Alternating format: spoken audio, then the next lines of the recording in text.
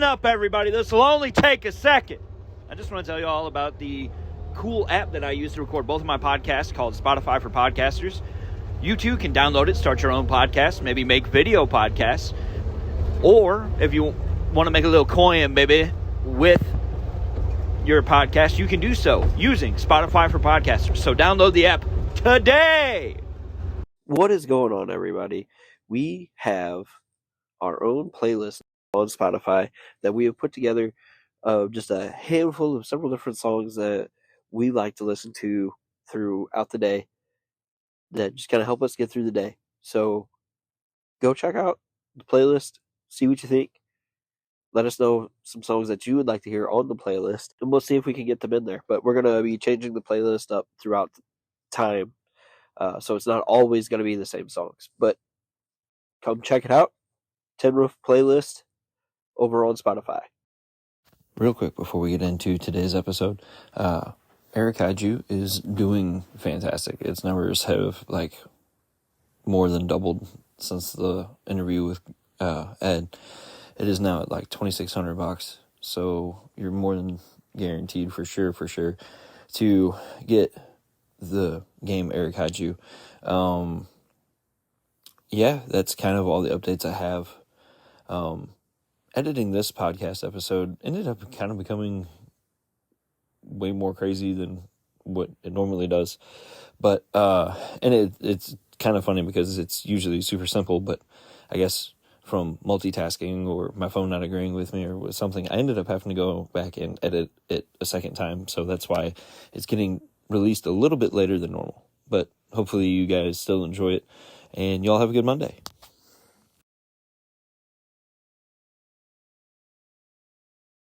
Hey, welcome back, everybody, to yet another episode of the Tin Roof Podcast. Super happy that y'all were able to click the episode today. And actually, so we dropped a bonus episode this past week with Ed Jowett. But today, this one's really cool because it's my favorite number, 13, my lucky number, I guess you could say in a sense. But I got my buddy Greg on here with me from Seer. And Greg, whenever I talk to you about people, I tried to stay away from your last name because I have no idea how to actually say it. Is it Moquin? Is that how you say it? You said it correctly. Wow, I can't believe it. I figured I was going to butcher it. So yeah, my high school added letters half the time, which is really funny because they can say other people that have the exact same last name right, which makes no sense. But yeah, that's just silly. Yeah, I didn't understand that either. So you, much like Ed, have a Kickstarter coming out soon, and I'm super excited to talk about this one because I've known you for a while, so to have a buddy on is pretty awesome. And then on top of that, Mittens was just absolutely fantastic, both issues. And so I'm anxiously awaiting for Scales to drop, which is the title of this next project. Yeah. Can you tell us a little bit about it? Some people because we put it out a couple of years ago originally, but we're changing some of the dialogue, but it's not going to completely change the story or anything. It's just going to, we've learned from, our mistakes in the past. So there was a couple people that have read it already, and I had those people kind of give us pull quotes or whatever. One person said that it's like Indiana Jones in a sense. So it's a supernatural superhero origin story, but there are no superpowers in the story. It's just a kid that goes on a vacation, like a family vacation, and then some bad stuff happens to him. So that's the story in a nutshell. That's pretty cool. Sorry, my kid came in while I was trying to record. Just straight up Kramered through the door. Boom! There he was. But yeah, so I thought that Scales had dropped before, but then I was like, maybe I'm wrong. And nope. So whenever I seen that it was the next Kickstarter, I had to open my Google Drive and be like, what all have I pitched in on for Kickstarter from Seer because I couldn't remember if that was one that I had gotten or not. Yeah, like we released it as a stretch goal, and then I kind of gave it away as like a free PDF and other people's Kickstarters. But there's a new cover. There's actually 2 new covers. Well, it's the same cover, except one version is like a green foil cover, and I've never done anything like that before, and it's gonna look cool. I'm pretty sure it's gonna look cool. So that's the one that you like shared. Obviously, it's not foily looking like on Facebook, like, but that's the one that's going to end up being the foil cover, right? Yeah, Where and so like the explosion of green in the back. Yeah, so there's one version of that's going to be the green foil, and it's limited to 10. So it's a collector's tier that's on their campaign, and it's called the collector's tier, but like there's a name for it because I have a theme for each Kickstarter to try to stay with how I do them. And so only 10 people can get that cover because it's kind of a lot of money to get a foil cover. And then there's going to be that same cover, but it's not green foil. It's just like the regular colors. And that's going to be like the same. That's going to be the main cover for Scales going forward after the other one gets like pushed out.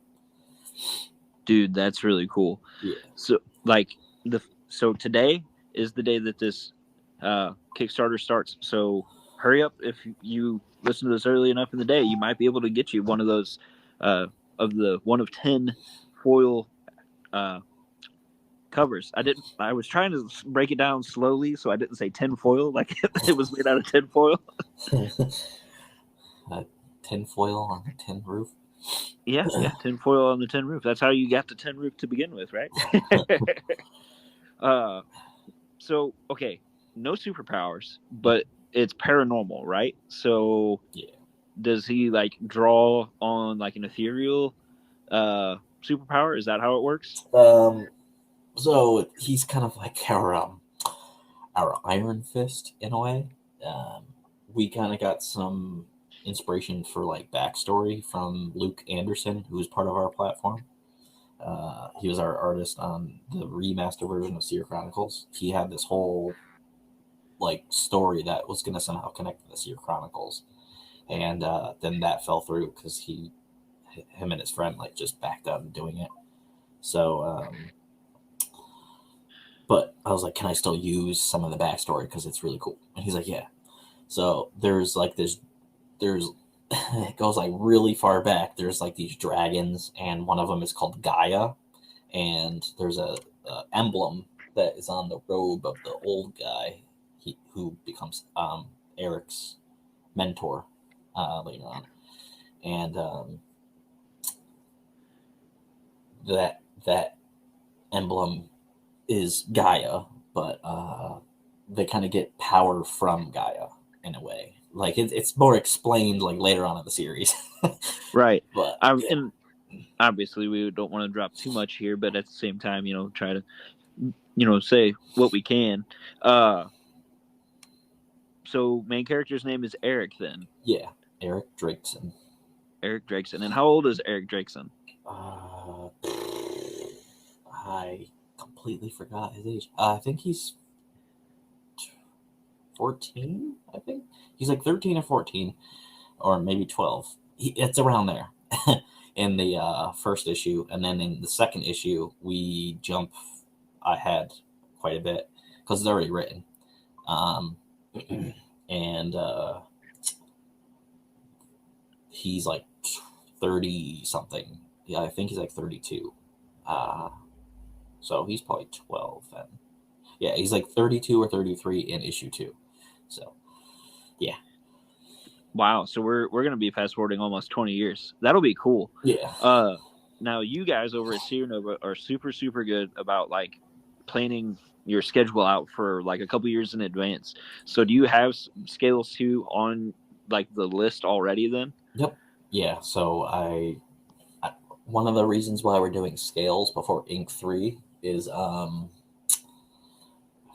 giving Adam like time to do Ink 3 because I like to have a book like 80 to 90%, 90 or 100% done, but 80 to 100, I guess, before it goes on Kickstarter. Because in the past we sometimes just didn't have a book at all done, and then like people are just waiting a year or 2 years for something, and I feel bad. So Scales is already done. The only thing that's being changed is the lettering for some things, which Jerome is doing, and Scales 2 is going to be next year. So after Ink 3, he's going to be working on Scales 2 in like November or something like that. That's really cool. And Ink is another great series that if you guys haven't checked out yet, definitely check out Ink. That's been a fun one to read as well, because I did back that one. I know that one for sure that I did. That one was really just fantastic. I had another way that I was going to go with this. This is afternoon brain right here. That's what this is. Man, like, I totally agree with the Kickstarter thing with wanting to have it 80 to 90% done. And that's what's kind of hindered me here as of late, trying to get another book out is like, I want to make sure that I've got it, a good chunk of the way done before I even go to Kickstarter, but having the, funding or whatever to even get halfway through a book or, even, as close as I could to 80 or 90%, it's just been a little difficult at the moment. Yeah, I get that. I probably would have started. Well, it's also like the schedule for the artist who's working on something. So, because I can't draw. I could draw a cube. Then you're better than me, because it would be stick figures all the way for my comics if I was drawing them. But yeah. So whatever Adam's schedule really is, and if he can fit something in at a certain time. If it's not him doing something, it's J.R. Harris doing something for like mittens or whatever. JR's actually going to end up doing a logo for me. Oh, that's cool. I need to he was busy this month anyways, so I'm going to get back with him next month, but I'm setting stuff aside for that because he's going to do my Calloused Hands podcast logo, and I'm super excited about it. That's cool. Yeah, I think it'll look great. I've already kind of talked to him about the idea and everything. I approached him about it in December, and that one's going to be really cool. I'm kind of keeping that one under wraps because I think it's going to be absolutely amazing whenever it's done. Yeah, that'd be cool. He does great work, and if you've never seen his work, definitely go check out Mittens 1 and 2 because he did the artwork for both. So yeah, that's awesome. Yeah, and we got to give our artists love, right? Because without them, then we would just be writing stories. Which actually, so I wanted to talk to you about this while we were on here. So I'm glad that I thought about it right now. You did a short story in middle school called Locked In, and now you've turned it into like a longer story. Like, is it prose or is it going to be a comic book? Oh, so it's this. I might have said something weird on TikTok about that. So you did say something weird about it on TikTok. That's why. So it's still a short story. It's just actually it might be shorter or longer depending. If I wrote it again in a compositional book, if it would still be the same amount of pages. I think I took some of the like story out because now I guess I kind of know how to write. So I took some stuff out that like just didn't make the cut this time. And it's a little more mature. It's a short story that's already on Amazon, like people can buy it or whatever. I think I have it edited, but yeah, I think someone edited that. If not, I'm gonna have it looked at again because I made a second part, like a sequel. I put that on a Substack like a year ago. And then last year was like not the greatest for me. So like I kind of like zoned out of like creative stuff, minus, still launching a Kickstarter or two. But yeah, I did do a sequel of that because I was like, this story is still in my head. But that's the first thing I ever wrote was in middle school. It was in English class. And it's just me and a bunch of friends from middle school. And we're stuck in a mall that actually exists in real life because I take things from my life and put them in my stories. And the mall is pretty terrible now. It's got like maybe a couple, like 4 stores or something in a movie theater. So like you could get locked in now, and like, yeah. Nobody would even know. Yeah, no. We'd be like, they're at that mall? Why? So yeah, it's a bunch of middle schoolers, and they think they're cool because they're gonna like try to stay in a mall like overnight. At first, they like the idea, and then they find out the security guard that's working overnight is actually a serial killer. And in middle school, I did not know what serial killers were, so I had no idea anything about that. But watching way too much Investigation Discovery when I was myself a security guard, I got super paranoid. I was like, oh my god! So now I'll just use that as like the whole thing for that story. And the security guard, like, they find out who he is, and they're like, oh, he's the guy that's been like killing a bunch of people. So they try to stop him, and while at the same time they try to escape, they can't escape because he's a security guard and he somehow has the whole building locked. So there's no way to escape. So they kind of have to like defend themselves throughout the night, and there's like a big battle at the end. So that's pretty cool. That is cool. Yeah. I went through like 9 different things to talk about in my head during that whole little thing there. First of all, I totally forgot that you were a security guard there for a little bit. I knew you had a different job because you're working construction now, right? I was, and now the only construction I'm working on is my house, which, if you want to call that working, I'm not doing anything. It's been just sitting up there. We had an electrician come on Friday, so that's good. So there's progress. But I actually have to start doing stuff because my brother doesn't have any free time. So now I have to actually like do stuff upstairs because I'm tired of sleeping in a dining room. Yeah, that would probably get old. Yeah, and like the electrician originally thought that this was a 2-family home because there was a plastic wall blocking off the upstairs, and he was going through a window, and I was like, how do you think this is a 2-story home? It's not like a 2-family home. That's what I meant. It is 2-story. Yeah. And I was like, no, it's just so yeah. For like a year now, we've been trying to like finish the upstairs. We've learned from our mistakes, and we're never doing something like that again without a lot of money ahead of time.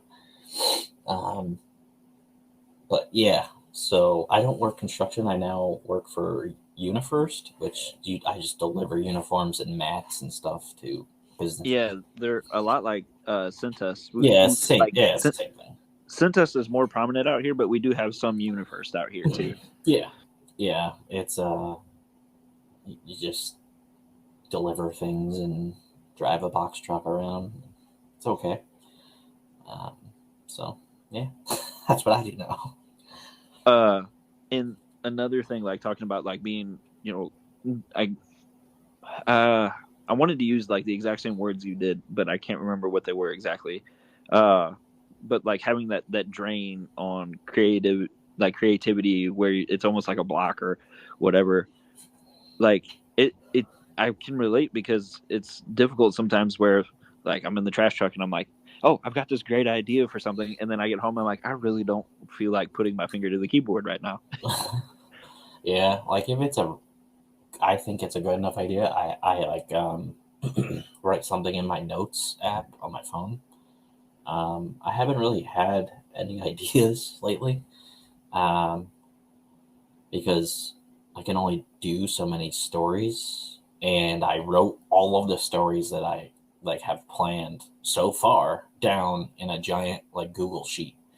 I was gonna make a TikTok about that, like a green screen thing, and show that because Ezra on TikTok, Lucky33, he did that like a while ago, and I'm like, oh, I'm gonna do that, but I have like a list that goes all the way to like 2077. So yeah, I'm not. Yeah, that's right. Because I made a comment. Was that during? I think it was it was either during a podcast episode whenever you guys were podcasting, or it was during one of the Comic Cons where I was like, I'm not even going to be alive to see 2077. And like Dylan, I think went, oh, or something like that, if I remember correctly.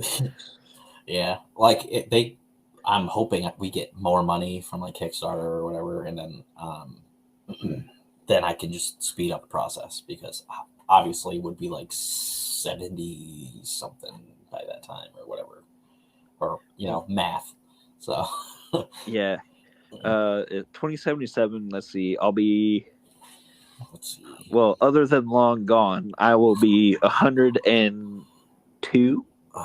No, because that would mean 70 years from right now, and it's only 50 from right now. So I'd be 80. I would be 86. Wait, 77. It's 24. So I got to add another 5, right? No, 3. So yeah, 85. Oof. Yeah. Man, that hurt on so many different levels. Yeah. Wow, that's not a real year. Yeah, even when I say I have stories for Mittens stuff up until 2032, and that's not everything. That's just like what I have written down right now. And when I say that year, JR is like, that's not real. And I was like, yeah, it's so crazy. Like, it's actually only a couple years away, technically. But yeah. Yeah, like so 2032 would be 8 years away. That's crazy to think about. Yeah. Like, wow, what can happen in 8 years? Well, my son will be 18 in 8 years. Jeez. Yeah, that's crazy in itself to think about. Like, time flies by so quickly, because like my wife and I, we're getting ready to have been together a total of 15 years and married for 14, and that means in like 2 years I'll have been with her like half my life, and so that's just crazy to think about. Oh my god. Right? Crazy. I did that math this morning. I was like, wow, that's like insane. I just don't know how to wrap my head around it. Yeah. Yeah. But it's great that you have them like scheduled out that far, because like for me, I had kind of a plan of what I wanted to do, and it's falling apart in a sense from what I had wanted to do. And so it's like, okay, I have these great ideas, but they're not working out the way I want them to. So I'm repurposing some of the stuff to be, instead of like comic books, starting off being like novels first. So like once I finish, I'm in the middle of writing another like biblical study book. And then once I finish the biblical study book, I'm going to really put my nose to the grindstone to try and get this horror story that I had planned for a comic book into a actual novel instead. That's cool. Speaking of horror, so next year, Chronicles of Horror 3, or it's not called that, but it's the 3rd edition of that. That comes out next year, so I have to like put something either on the back burner or what. But yeah, that's coming out because I want to finish that series. That series has been really cool, and it's really fun to have been a part of. Well, whatever it ends up being called, Chronicles of Horror number 3, because I do have a part in that, and I'm super excited about it. Yeah, I told Josh or JR, whatever. I was like, yeah, we have to like focus on like starting to do stuff for that, because that's like next year, and once I pay all the writers, which was going to be this month or in February, but now it's going to be March. Like slowly I'll be paying off the writers that gave me a story, and then I can move on to like the next step, which is going to be the art. So I have to like kind of figure out who's going to do the art for which story and all that stuff. And I'm super excited to like see all of the different stories come to life, because like from the meeting that we had, all the different ideas everyone had, I think it's going to be amazing. Yeah, I kind of just want to like finish the series, but it's not gonna like I'm gonna try. You know, I'm not gonna just be like, yeah, it's good. Greg's just like, I want to be done. with that, like I like horror, but I have other things that I have to do, and that's just it's like just been a project that's like kind of in the way. So I get that. Like, if one project stays in my way too long, I do, because that's where I'm at with this biblical study. Like, I enjoy it for, growing spiritually or whatever, but like, if a project starts taking me too long, then I start getting aggravated. It's like, look, I wanted to be done with this 2 months ago, and I'm still not done. yeah, like Seer Chronicles 2, it took like a year to do, even though like I like paid the artist like before that, before he finished. And then I was still not a priority, even though I paid. So then I was like, oh, I'm not really a big fan of that. So then I got Hector, and he's the artist for at least up until issue 6, which is the end of our first like plot arc for Seer Chronicles. And then because we had a little meeting about that, and then he doesn't want to like promise he'll do another one, so he's going to remaster issues 1 and 2, which issue 1 has already been remastered like twice. And then we're going to put that into a collection, and then I can move on to the next plot arc, which is actually like the one that I've wanted to tell for a while. So 7's where it'll really start, like with the story that you've been wanting to tell? Yeah, so like Seer Okay. Chronicles right now is like just the origins of like one of the main villains and then one of the main heroes. So there's John Benson, or Fireproof, which I haven't really said his superhero name on a podcast until now. And yeah, so there's him, and then on the other side there's the villain Bonker, which is a guy that just had a really, really bad day, which I totally didn't take from Joker. I promise. And he is like our Joker, except he's more serious and not, he doesn't joke around. He's like very violent. So yeah, and I originally killed his character off in like the original version of the story, but Dylan said you kill characters off like way too much, so don't do that. So he just goes to prison. So yeah. Well, and I kind of get where he's at, but I'm right there with you though. Like, people must die, but yeah, putting him to prison instead of having him die, that gives you room to kind of flex with it a little bit and do some other stuff that, in order to get him outside of the box, in a sense, you can, think outside of the box to do so or whatever. And that could be a lot of fun. Yeah, I don't really know how I'm going to bring him back.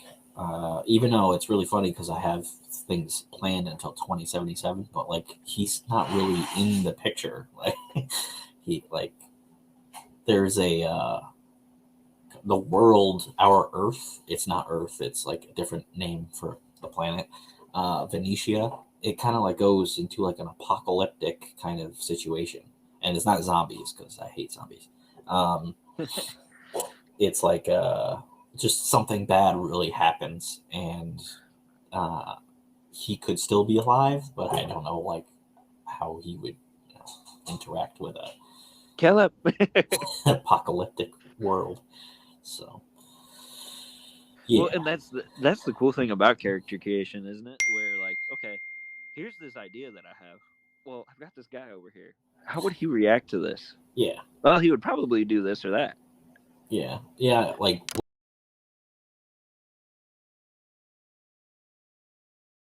Well, and that's the cool thing about character creation, isn't it? Where, like, okay, here's this idea that I have. Well, I've got this guy over here. How would he react to this? yeah, Well, he would probably do this or that. Yeah. Like when I was first starting to make comics, and like Dylan was like helping me when we're like editing a comic or whatever. He's like, "Well, what would that character do?" And I'm like, "I don't know. He's just supposed to be there, man." He's like, "That you need a better reason." I was like, "I don't know." Like Seer Chronicles issue 2, a bunch of people are supposed to meet at the docks, and he's like, "Why?" I'm like, "Because that's where the meeting place is." And he's like, "There's got to be a reason why they're all there." And I'm like, "For the deal." And he's like, "No, like a reason, like a character reason." And I'm like, "Oh, well, now I got to figure that out." So, yeah. That's when you go fisherman, supervisor, fisherman. Yeah. So, but it's a really cool scene in issue 2. Even though I like the art and everything in that second issue, it's gonna get remastered. Well, yeah. Hector remastering them is going to be really cool because Hector's got a great style. I love his stuff. Yeah, so I can't wait that'll be awesome to see. I can't wait to see issue 3 because he's taken a while to do that. But he said he's going to start issue 4 as soon as he's done with 3. So I'm hoping he kind of has like a different life. He's not just drawing. He actually has like a job like us. So he doesn't have all the time in the world to do that. And then he told me like in 2026 not to give him any projects. So because he's got like he's gonna be busy that year for some reason. So it's crazy to like think y'all thinking so far ahead, and here I am like I get up tomorrow and I go, okay, what do I want to write about? I am not as well planned as you guys. Like I try and it doesn't work. And so like the fact that you all can, set these goals and everything and do what you guys do, it's impressive. And I, hats off to you guys. Yeah. Actually, you said your last guest was Ed Jowett. Yeah. Yeah. So he's like a huge reason why like a bunch of like most of our stories now are kind of more fun to do because he was on one of our podcasts and he was talking about how like nobody really cares about origin stories. I remember him saying that. Yeah. I don't remember when he said it, but I remember him saying that, and I forgot that was him that said that. Yep. Yeah. So he mentioned that I think on like the first time he was on our podcast, and I was like, oh, he's like, yeah, like Batman, they just started doing it. Like he didn't have an origin. I was like, oh yeah, that makes sense. So me and Dylan so for Scales, it's an origin story, but like it's not like it's like a true origin story, I guess, but it's not like we don't start his whole phase of stuff until issue 2. Like we jump ahead in time. So for Ink, I was gonna have issue 2 and there's gonna be training. Nobody wants to see that. Like no one's gonna be like, oh yeah, let's just see a whole comic of him just training. So I like nixed that, and there's like flashbacks that we're gonna do later on that you're gonna see how he did the training, how he got his tattoos and powers and stuff. So that will be really cool. Yeah, I can't wait for that. Scales, I jumped 20 years ahead because I was like, you're not gonna just watch a kid grow up and all that.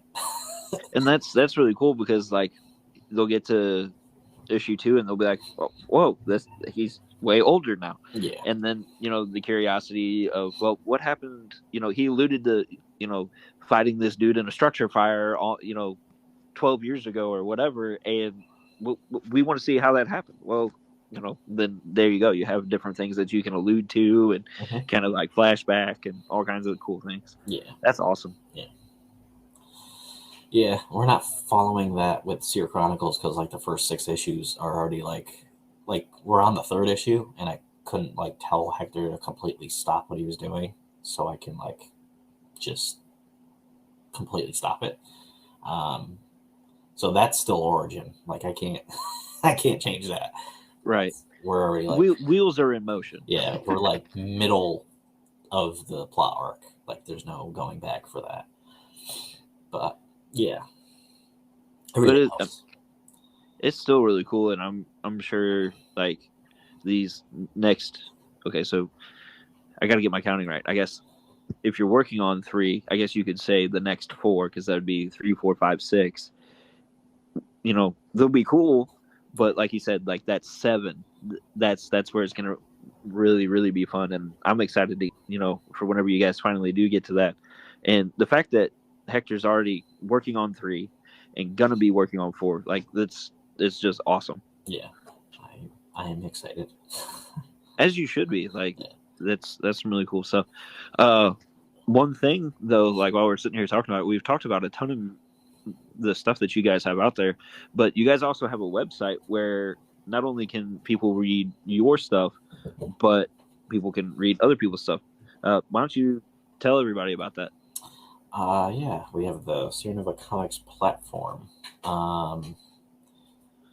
It's got like a subscription side, and then there's like a free side, which is the basic. You can just subscribe with your email, and it's free to be a basic member, and you can read like over 100 digital comics, indie comics, for free. Back in 2020, we changed the rule to like we changed our idea of we're gonna like make people pay to like read them to it just being free to read. And then we are still coming up with ideas on like how to improve the platform and just a bunch of other things and to add things. So like when we get paid subscribers, they'll have a reason to come to the website. And it's something that I definitely believe in because I've pushed it and whatnot in the past. I've slacked off in that myself, and man, I probably should get back onto it. Like I'm still putting links to it and stuff in my descriptions and whatnot, but maybe I need to be more vocal about it. Because like what I'm going to be doing from like this episode going forward to the end of your Kickstarter, I'm going to be saying, hey, go fund it. He's at X amount of dollars and everything. And I'm doing the same thing for Ed for his. And I guess one thing that I could be adding into that is, also go check out Seer Comics online. Yeah. Whatever the, .com URL is. Yeah.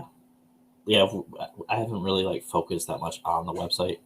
We focus more on stuff when we actually have meetings, and Dylan is busy with other businesses that he does, and then me having a weird schedule with my job. I get home like anywhere between 1 to 3 normally, if it's a good day. So like today I got home at 1. Like that was awesome. So if he's free to do a meeting, that's when we like are able to do it. It's like usually up in the air when he can do something. And most of the time during a meeting, it's what con are we going to go to? Because we're trying to do like at least 4 this year. And those cost money. So that they do. I want to go to that. Obviously, like you guys are way far away from me since I'm in the Midwest, but well, you're far away from me. Dylan, not so much since he's in Tennessee, but that D&D one up there that y'all did, that one looks like it'd be a ton of fun to do. Yeah, there was like a total of 16 people there. I think that was like everybody playing D&D. Then there was me and Dylan. We were the only ones that actually had a table. And the guy that's my friend that put the event together, he was most of the time like at the table selling snacks or whatever and just running the event. And then there's a girl that's his friend that she was also at the snack thing, in charge of the cash box. So, but we had like random people come into the event that weren't playing D&D, and that's who our customers were. And we didn't make back the table, I don't think, because it was like $75 or something. But we still got customers, which was cool. Yeah, customers of any kind is definitely a start for sure. Yeah. Even if you, like you said, even if you don't make the table back, I'm kind of surprised that it was that, you know, kind of attendance. I thought it might be a bit bigger than that, in all honesty. It was the first one, and then I was telling him like, oh, you can try to get my friend that literally his comic book is based from a D&D like campaign, like crit. Yeah, I was Um, gonna say, talking about Chris. yeah, I'm like, well, you can get him to come, and people will actually like show up. And he's like, oh yeah, maybe I'll reach out to him. And then he was gonna do his event again in March, but I guess it's not gonna happen in March, so it might happen in the fall. And I'm like, well, we're gonna go. It just depends on when you're doing it.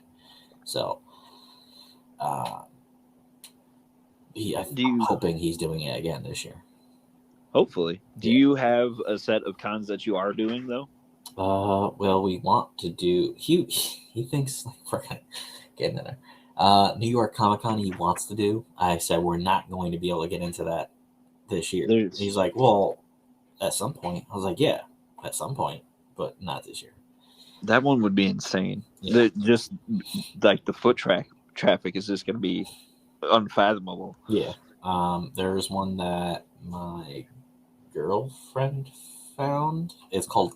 We're not going to it, but it's called CatCon, and we would sell. We could just bring mittens, and we would sell a lot of money. Sell a lot of money. Sell a lot of comics, and make a lot of money. Yeah, that it. I didn't even know that thing existed, but it's in California somewhere. And I'm like, oh, it's in California, but we would make a lot of money. Yeah, There's, I mean, that would be really cool to go to. I didn't even know there was a CatCon either. yeah, I didn't know that either. And then they'd be like, why would a comic book person want to go to this? And I'm like, well, I have cat comics. There's one that I keep messaging on Instagram, and I even put it in the comments on their Facebook event. And then there's other people that did, because it's only one guy running everything, but it's been around for a while. It's in Saratoga, in upstate New York, and I've been messaging him nonstop. And I'm like, How far is Saratoga from you? Because like Saratoga is pretty much at the border, isn't it? no, it's like 30 minutes from me, I think. It's just a well-known area because the horses and stuff. Right. But it's kind of before you. Well, I don't think it's technically. It's not in the Adirondacks yet, but it's like close to that. And that's like one of the big conventions around here. Well, they say it's the biggest one, but he's just not responding to me. Like he responded to me and like asked like how many tables we need and stuff, and then I asked a couple questions. He answered those, and then he like just disappeared after like the conversation of like, oh, I'll send the form on like Monday or Sunday or Monday. And that was like 2 weeks ago, and I keep reaching out, and he just hasn't seen the message. And I was like, okay. I try to respond to his stories with like a heart, and then nothing. Maybe the next time you go to respond to him, just be like, you done being tough, and see if that works. Like, I don't know, but that one we want to do. It's just like if we can't get into the spring one, maybe the fall one. So they do 2 there a year. Yeah, and then there's another one it's happening in Schenectady, and Dylan's like, well, maybe we should do that one because we are technically based in Schenectady. It's like, yeah, that'd be a good idea. I've been saying that wrong for a while now. Oh, everybody does. Because I thought it was like Schenectady or something like that, Yeah. not Schenectady. Hector can't say it either. It's really funny. A lot of people can't. And so that's at Proctor's in Schenectady. And then that's one that I'm pretty sure we're going to be doing. Then the D&D one, if it's actually happening. And then there might be like 2 somewhere around Nashville or Ohio or something that we might do, depending on where it is. That's really cool. Yeah. Well, y'all's schedule sounds like you'll have at least a couple that you'll go to, which is excellent. So this being a music podcast, usually the past couple of episodes have been a bit different, which I'm really happy to have had you and Ed both on here. But with it normally being a music podcast, like what's some music and stuff that you listen to, and like how does it apply into like does it apply at all to your creativity? Oh my God, yes it does. So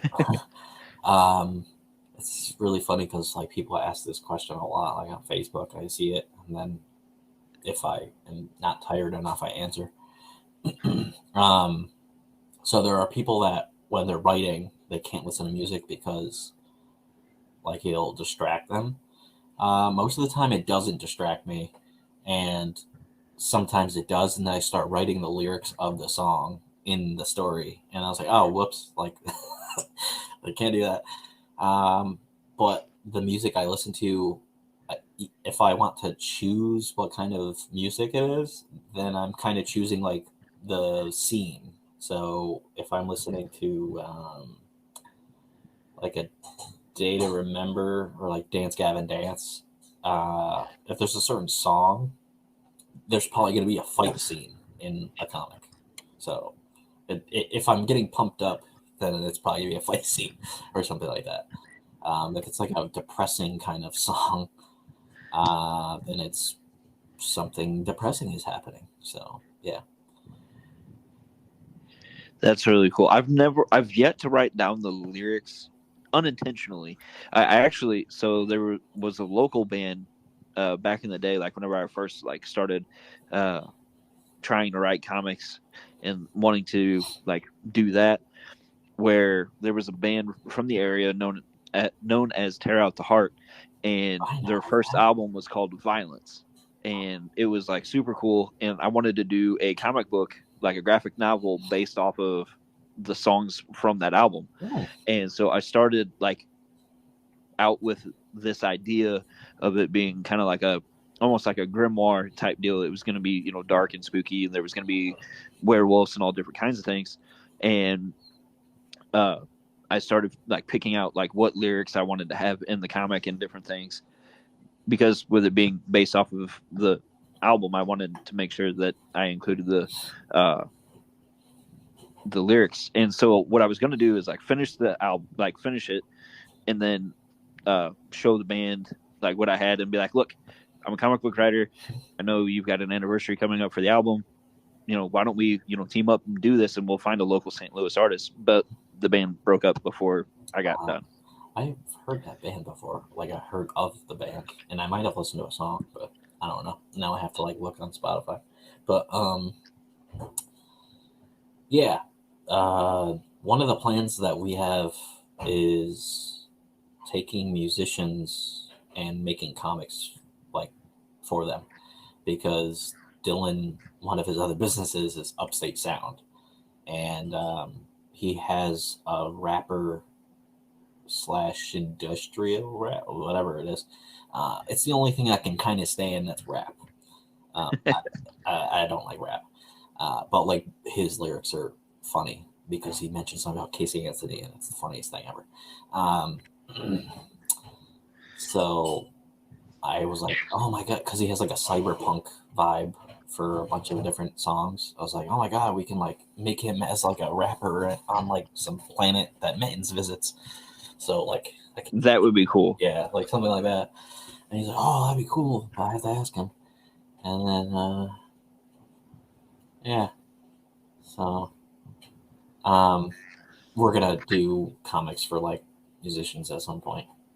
That'll be awesome. Talking about Mittens, for whatever reason, this time whenever we were talking about Mittens, it like clicked in my head that we didn't talk about the Seer NovaCon whenever we were talking about conventions, because that one it's a fun one every year. I look forward to it because typically I listen to it while I'm at work because of having to do the holiday makeup. But this year, because I hate working that holiday weekend. I actually put in for a vacation for that weekend, and so that Friday and Saturday I'll be off work, and so I can hang out the whole time. Oh, that's awesome. Yeah, one thing that we're also trying to be better at than previous years is planning that stuff ahead of time.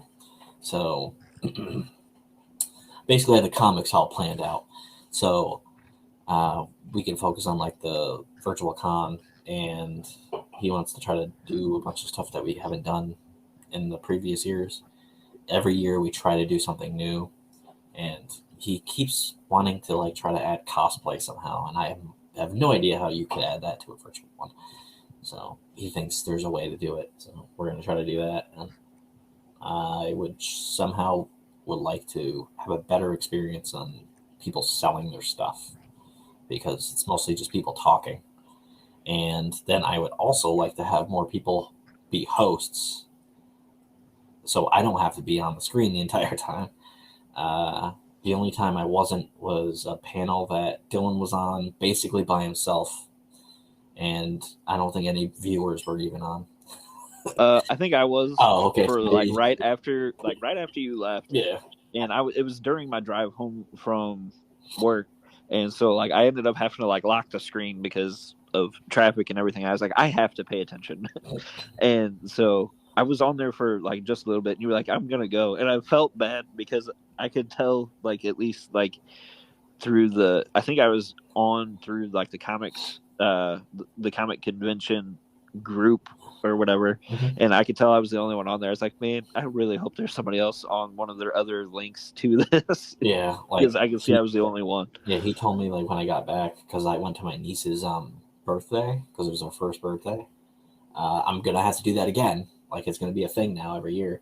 So he just needs a panel that like people would actually interact with, because it was like comics and education, and I know there have been people that have taught comics and stuff, like Adam, who is the artist for Scales and Ink. He went to schools and like talked about like, you know, being a comic artist and stuff. So I think if he did it more that way, instead of him whatever he did for like 2 hours, it would just go better. But yeah, we're gonna try to plan it out a little more. We had QR codes for people that actually wanted to sell stuff, and I don't even know if anybody bought anything from anybody. We did 2 giveaways or 3, whatever. I won one of them. Yeah, and we're gonna try to do more of those, but better things or whatever. Yeah, so let's make it better. It's gonna be awesome, and I'm looking forward to it, and definitely willing to be a host. I know you guys had like several different options on the forum before about like doing different things or whatever. Like as far as not just comic book stuff, and I do cooking videos and different things, and so like we could do like start it off where I'm putting something on and we like check on it every once in a while or whatever as like part of the deal. And I've got a couple of different ideas on different things that, you know, maybe we could use to help give you and Dylan a break, because you guys were on the screen a lot, like not just this past year but every year. And so I definitely, this year was a little bit better for me, but like it's like tough just being there 8 hours like every day. And that's like sitting at a con, except you can't run away. Here I am at this screen. Oh, by the way, and then like put up like we're experiencing technical difficulties, like rainbow deal. Yeah. So I either get like Aaron or Seer or somebody else that can actually like give me a minute so I can like, I don't know, go to the bathroom or eat or something, and then I'm like just in the background and not have to deal with anything. I'm still trying to get caught up on it. Like I've watched, I think I've watched all of Friday now, but I'm still determined. Like I'm gonna get through the entire con of like watching all the stuff, and like the stuff that you guys had tier on for Friday. I caught some of it that day, and then I went back and watched all of it, and that was some fantastic panels. Those were enjoyable. There was a panel that Tier and Aaron was on that was with Christian. I can't believe I can't think of his last name. I was literally in an anthology with him, like, well, because of him. And he said something about superheroes, and then they like went at him, and it was the funniest thing ever. And then Dylan's like, "Well, you have to make that a reel to try to get like people to actually talk about that." And they're the only ones that were talking about it, but I thought it was hilarious. So I think I remember them bringing that up whenever we did the reading of Mittens. Yeah. And I was like, wait, what did I miss? Oh, yeah, it was hilarious. And then he's like, "I don't want to cause any drama."